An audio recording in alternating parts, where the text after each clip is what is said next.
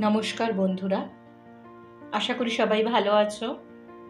দেখো, রাত পোহালেই 25শে বৈশাখ, আর এই দিনটা নিয়ে নতুন করে আর কিছু বলার নেই। তাই আজকে আর কথা না বাড়িয়ে চলে যাই রবীন্দ্র স্মরণে। তবে এবার আর গঙ্গা জলে গঙ্গা পুজো করব না, এবার শঙ্খ ঘোষের চোখে দেখব রবীন্দ্রনাথকে। দেখো তো তোমাদের ভালো লাগে কিনা। মিথ্যে কথা। শঙ্খ ঘোষ। লোকে আমায় ভালোই বলে, দিব্যি চলনসই। দোষের মধ্যে একটু নাকি মিথ্যে কথা কই।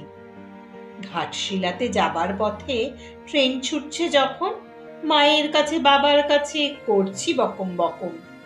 হঠাৎ দেখি মাঠের মধ্যে চলন্ত সব গাছে এক এক রকম ভঙ্গি ফোটে, এক এক রকম নাচে। ওমা, দেখো নৃত্যনাট্য।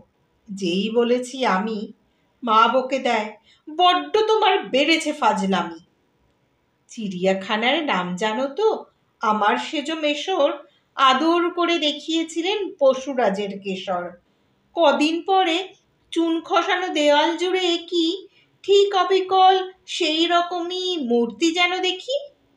ক্লাসের মধ্যে যেই বলেছি সুরঞ্জনার কাছে, জানিস আমার ঘরের মধ্যে সিংহ বাঁধা আছে। শুনতে পেয়ে দিদিমণি অমনি বলেন, শোনো, এসব কথা আবার যেন না শুনি কখনো। বলি না তাই, সেসব কথা সামলে থাকি খুব। কিন্তু সেদিন হয়েছে কি এমনই বেয়াকুব, আকাশ পারে আবারও চোখ গিয়েছে আটকে। শরৎ মেঘে দেখতে পেলাম রবীন্দ্রনাথকে।